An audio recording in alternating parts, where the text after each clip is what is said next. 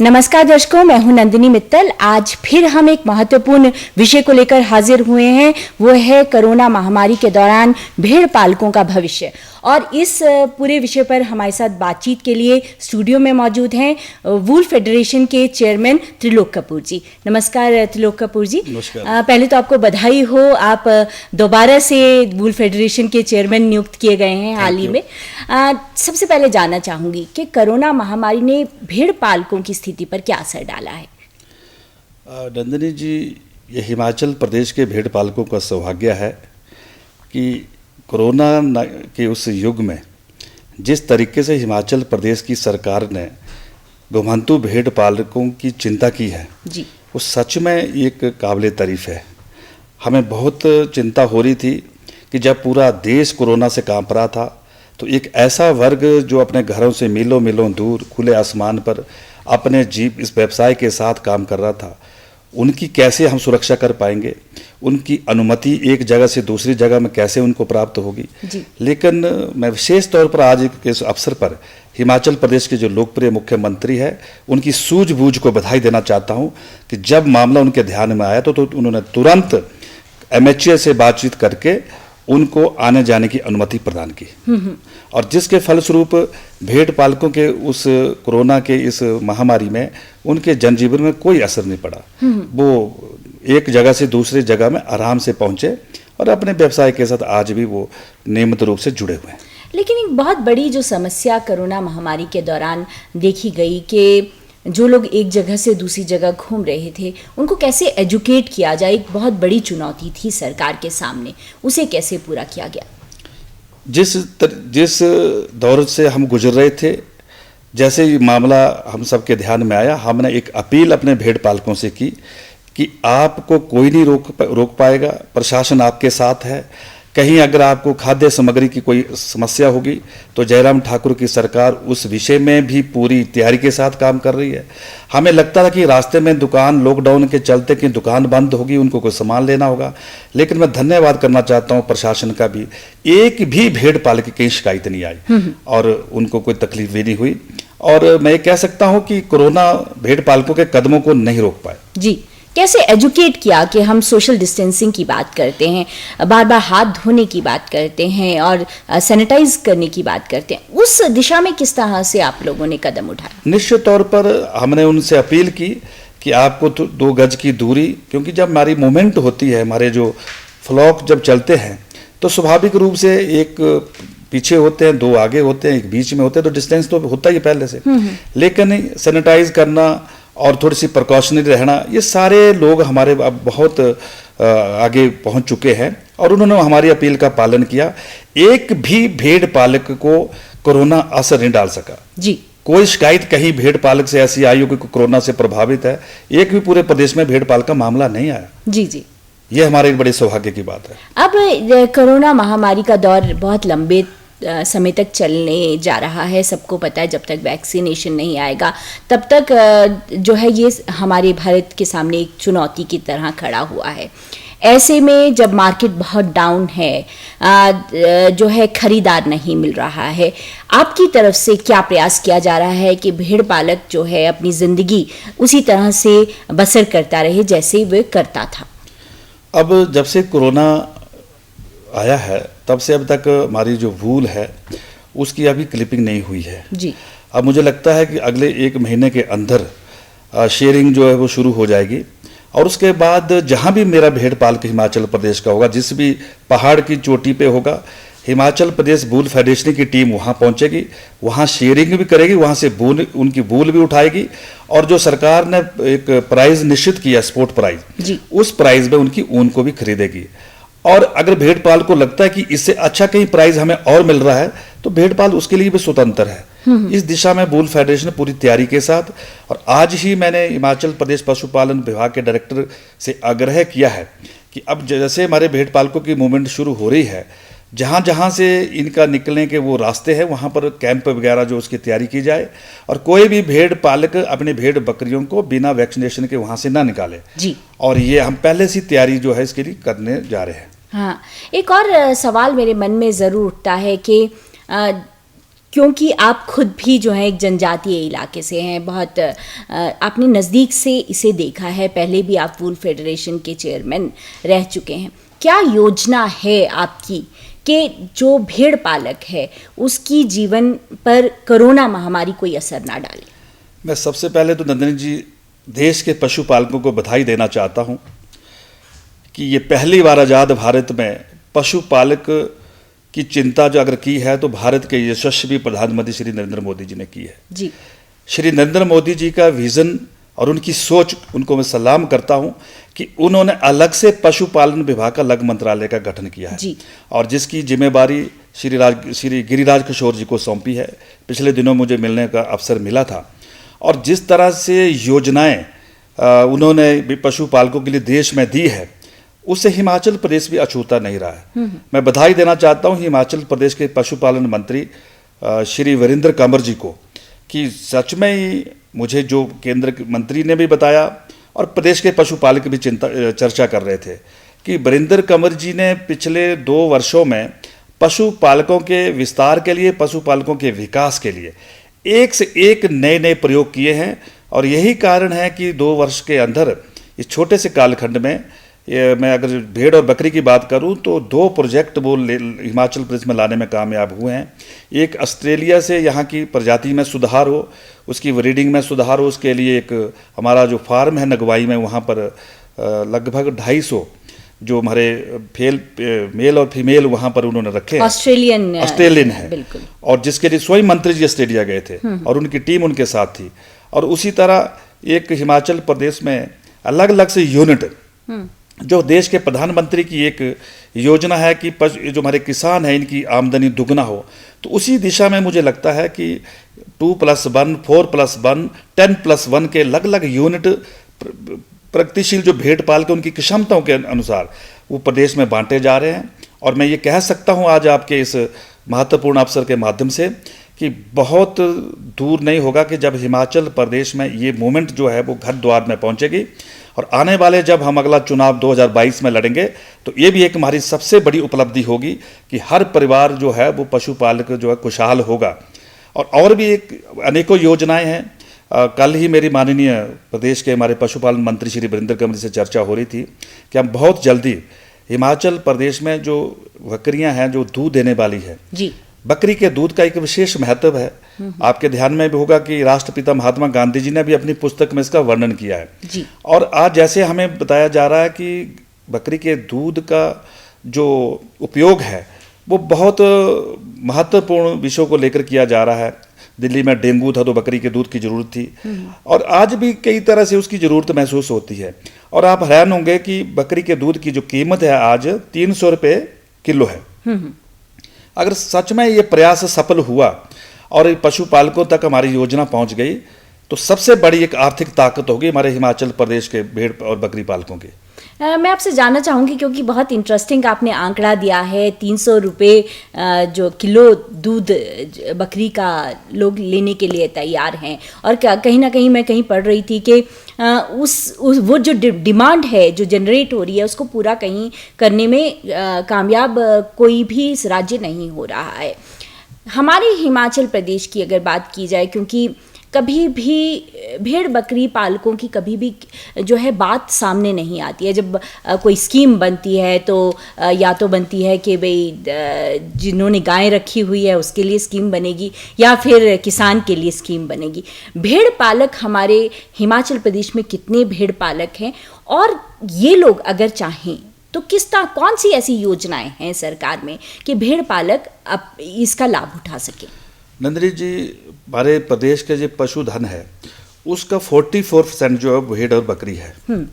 और हिमाचल प्रदेश जैसे ठंडे प्रदेश के लिए ये जो हमारे घुमंतु समुदाय के जो लोग हैं इनका जो व्यवसाय है इसका एक विशेष महत्व है जी।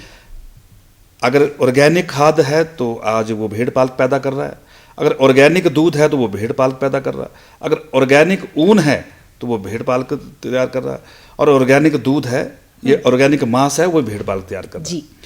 आज मैं ये कह सकता हूँ अब उस दिशा में भी आगे बढ़ने वाले। अगर जिस तरह से हिमाचल प्रदेश के मुख्यमंत्री जी का आशीर्वाद और हमारे प्रदेश के मंत्री जी पशुपालन का सहयोग पूरा मिलता रहा तो हम हिमाचल प्रदेश के अंदर ये जो ऑर्गेनिक मांस है इसको यहाँ एक अलग से इसका उद्योग स्थापित करके यहाँ ही प्रोसेसिंग करके और यहाँ की जो आपूर्ति है वो हम नहीं कर पाएंगे।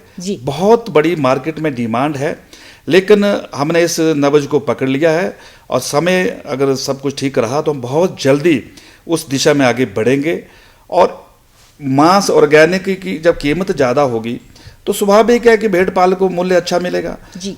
अगर ये दूध की अगर वहाँ की मार्केट में अच्छी डिमांड मिल रही है, अगर जिस बकरी पालक के पास 5 बकरियां होगी और उसकी एक दिन की अर्थ की जो है वो आय जो है वो लगभग 1000 से ऊपर होगी तो महीने में 30,000 होगी, तो निश्चित तौर पर वो आत्मनिर्भर हो गया। तो यही हमारे देश के प्रधानमंत्री जी का और यही प्रदेश के मुख्यमंत्री जी का सपना है कि किसान जो है वो खुशहाली से आगे बढ़े और अपने परिवार का आर्थिक पालन पोषण आराम से कर सके। आपने ऑर्गेनिक मांस की बात की कि जो है आजकल अगर देखा जाए तो फ्रोजन फूड का बहुत ज़माना है। क्या हिमाचल प्रदेश सक्षम है उस तरह का फ्रोजन फूड, अगर हम ऑर्गेनिक क्योंकि ये चीज़ें खराब हो जाती हैं, तो क्या हमारे पास इस तरह का इंफ्रास्ट्रक्चर है? इस दिशा में प्राइवेट सेक्टर में जब माननीय मुख्यमंत्री जी ने धर्मशाला में इन्वेस्टर मीट का आयोजन किया था तो वहाँ एक ऐसे उद्योगपति आए थे जिन्होंने स्वयं इच्छा प्रकट की थी और वो इच्छा नहीं प्रकट की थी, उस दिशा में उन्होंने आगे बढ़कर भी बहुत कुछ किया है। कोरोना के चक्कर में थोड़ा सा वो प्रभावित हुए। मुझे लगता है कि बड़ी जल्दी पालमपुर और बैजनाथ के बीच में एक बहुत बड़ा ऐसा उद्योग लग रहा है। और जब मुझे पिछली बार ऑस्ट्रेलिया में जाने का मौका मिला तो मैंने वहाँ वो देखा था और मैं आज कह सकता हूँ आपके इस मौके पर कि अगर वो सच में अगर वो उद्योग स्थापित हो गया तो मैं निश्चित तौर पर कह सकता हूँ कि हमारे भेड़ जो पालक है उनकी जो मांस की जो उनकी मूल्य है बहुत ज़्यादा मिलेगा उनको और उस दिशा में फिर वो और इंटरेस्ट भी लेंगे जी। आप बार बार ऑस्ट्रेलियन का उदाहरण दे रहे हैं, ऑस्ट्रेलियन वूल का उदाहरण दिया पहले आपने, अब आपने दोबारा से ऑस्ट्रेलिया की बात की।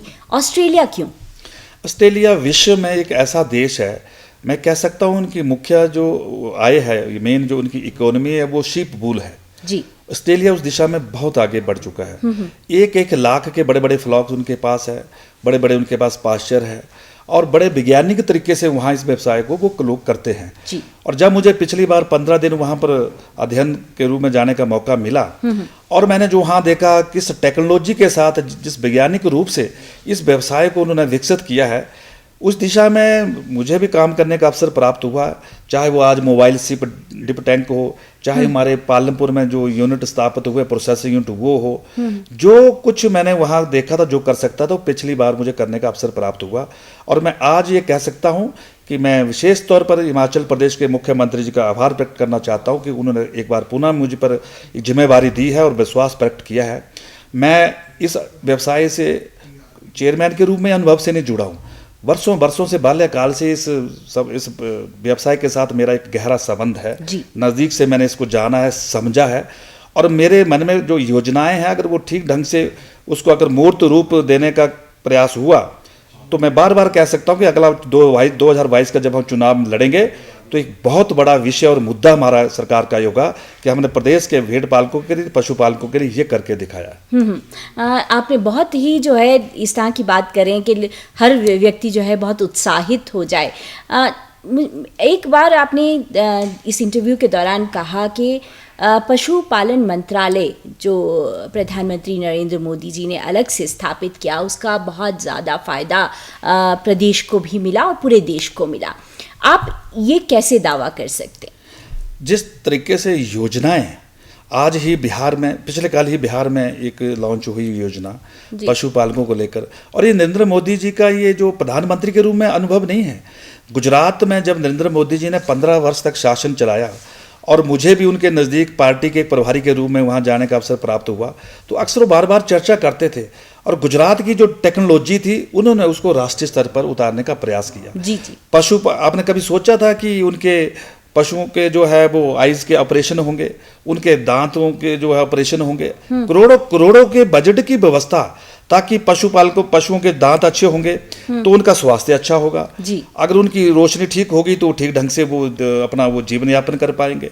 इस जमीनी तौर पर जो प्रधानमंत्री जी ने जो एक सोच के मुताबिक इस मंत्रालय का गठन किया है, निश्चित तौर पर पूरे देश को इसका लाभ होगा। और मैं तो हिमाचल प्रदेश की बात कर रहा हूँ, हिमाचल प्रदेश में अगर इस तरह की योजना आ रही है तो ये उसी का ही प्रतिफल है। और मैं कह सकता हूँ आपको आराम के साथ कि ये जो मैं बार बार कह रहा हूँ, मुख्यमंत्री जी ने भी इस नब्ज को पकड़ लिया है कि बहुत बड़ा स्कोप है इस क्षेत्र में काम करने का, और उनका भी पूरा आशीर्वाद प्राप्त है।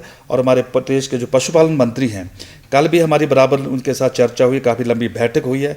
उन्होंने मुझे कहा है कि आप पूरा समय लगाकर इस दिशा में काम करें, हमारा पूरा सहयोग आपके साथ है, सरकार का पूरा आशीर्वाद आपके साथ है। तो मुझे और उससे जो है उत्साह मिला है, और मैं विश्वास के साथ कह सकता हूं कि अगले कुछ दिनों में हम आपके सामने कुछ करके दिखाने का प्रयास करेंगे। एक बहुत बड़ी चुनौती हम कोरोना महामारी के दौरान देख रहे हैं कि अगर कोई भी चीज़, किसी भी चीज़ की मार्केटिंग करनी हो, कोई भी योजना लोगों तक पहुंचानी हो, तो आईटी का एक बहुत बड़ा रोल है।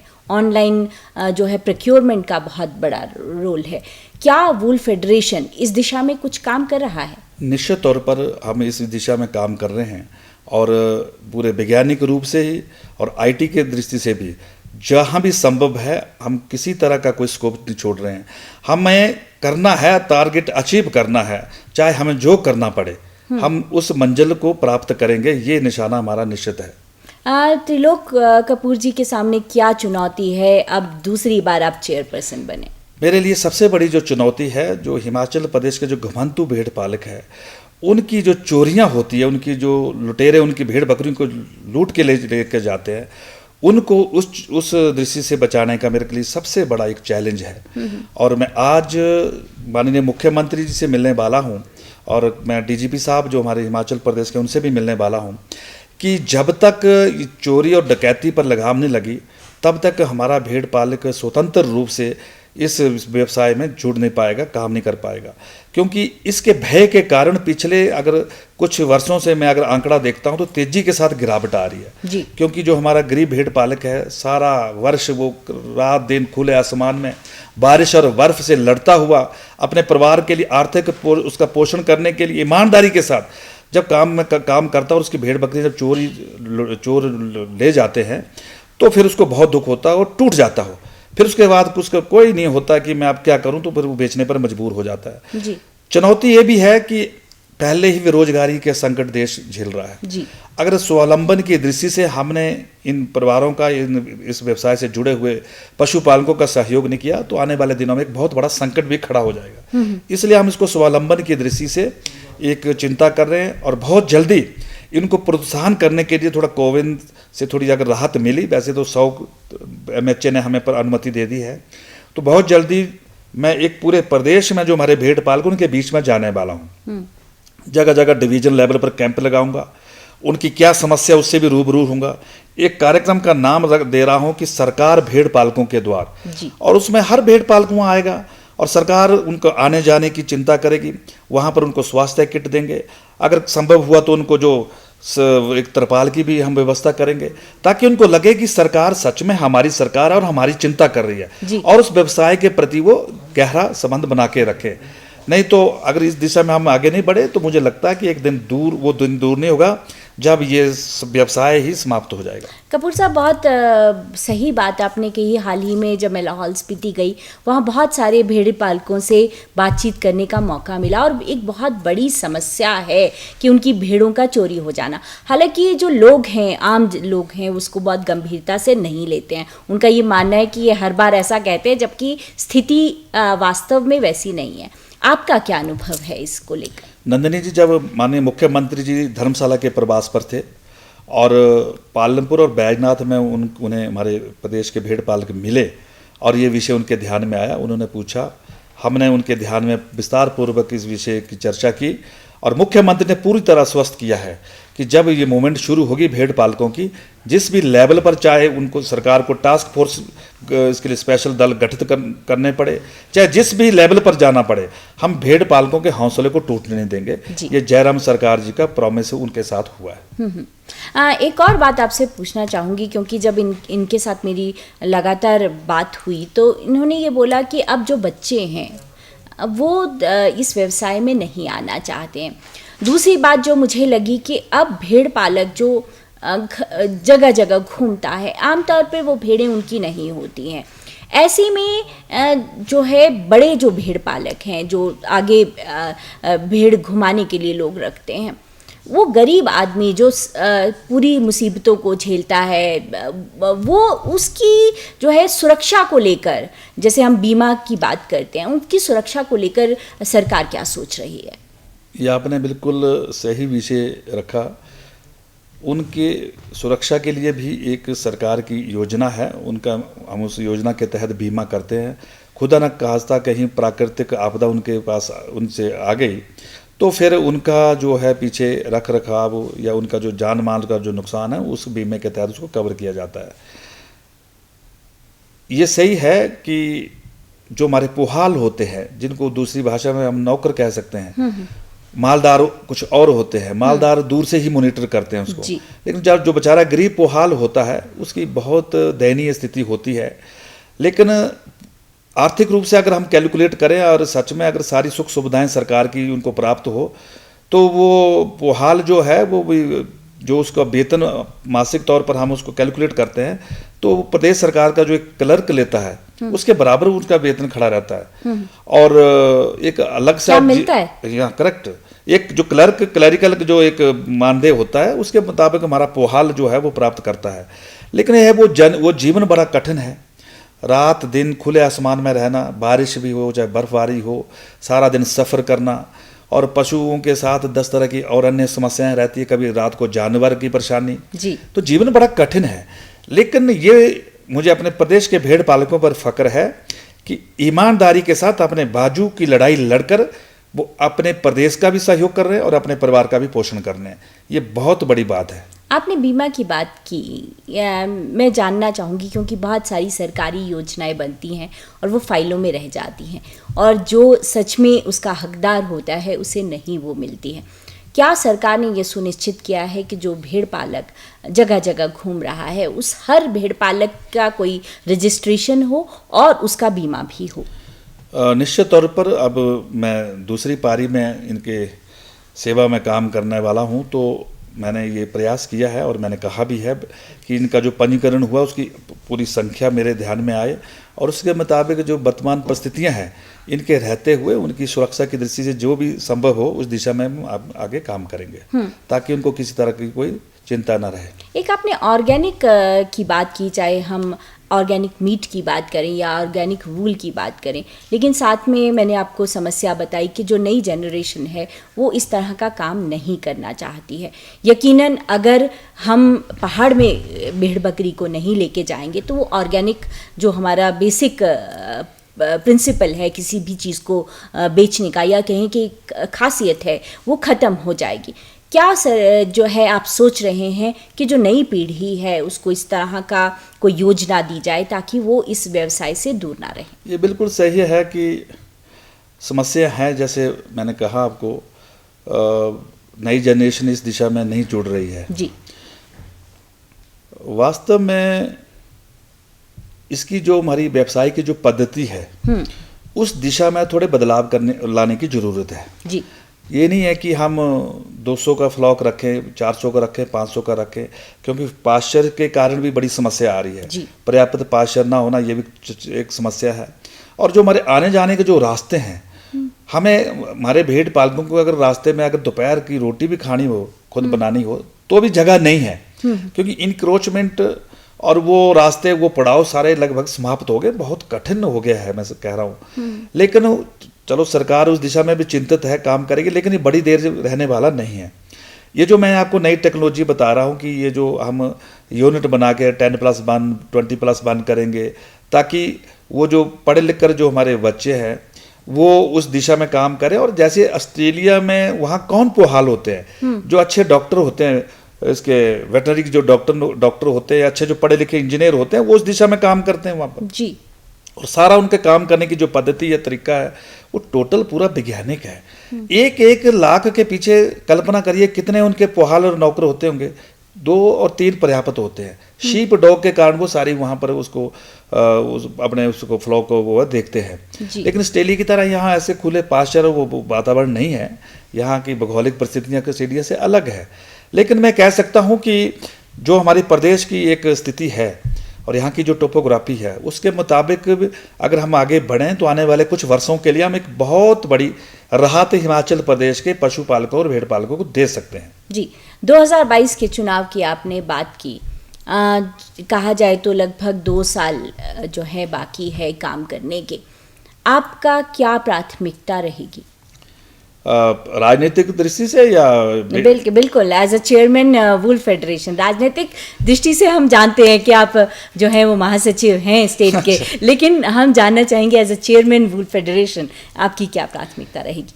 देखो, आपने राजनीतिक प्रश्न किया है। ये हिमाचल प्रदेश का सौभाग्य है कि हिमाचल प्रदेश में राजनीतिक परिस्थितियां तेजी से बदल रही है। जी, क्या किसी ने सोचा था कि जगत प्रकाश नड्डा जी जैसे एक सामान्य कार्यकर्ता विश्व की सबसे बड़ी लोकतांत्रिक पार्टी का राष्ट्रीय अध्यक्ष होगा? किसी ने नहीं सोचा था।